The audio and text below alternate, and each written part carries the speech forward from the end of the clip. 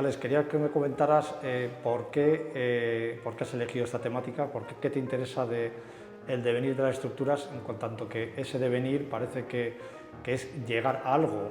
Por qué el devenir de las estructuras y por qué elegiste la obra de Michael Haneke, La cinta blanca? Pues yo venía como leyendo textos sobre crítica de la ilustración y textos sobre cómo las estructuras que de manera razonada construimos, ¿no? A nivel social y cultural se acaban autodestruyendo, ¿no? Por nuestra propia razón. Entonces, con esa idea, justo di con la película de La cinta blanca. Ya la conocía, pero no tenía como esa visión, y vi la película de La cinta blanca y entonces pues como que pensé que era una película perfecta, ¿no? para poder sacar como un pequeño clip para este proyecto, ¿no? Que estaba como aún naciendo y solo tenía como algunas anotaciones.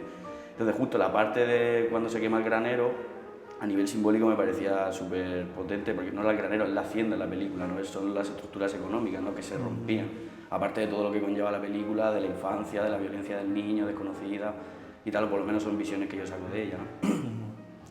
Y entonces planteo como el granero, o lo que es una estructura a nivel simbólico como es el granero, como estructura que construye la humanidad, ¿no?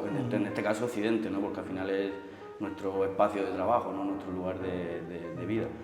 Y nada, y entonces Haneke me parece pues un autor que plantea como cuestiones desde lo ambiguo, que son cotidianas, ¿no? Entonces creo que el devenir de las estructuras es un proyecto que se presenta como una puesta en escena reflexivamente, ¿no? Para el espectador, sobre cómo construimos la sociedad, cómo construimos los mecanismos culturales, sociales, económicos, y si realmente la razón nos lleva a una buena práctica, ¿no? De esas estructuras, ¿no? Y bueno, no sé, creo que algo que lo define muy bien es los sueños de la razón provocan monstruos, ¿no? Es un poco la idea.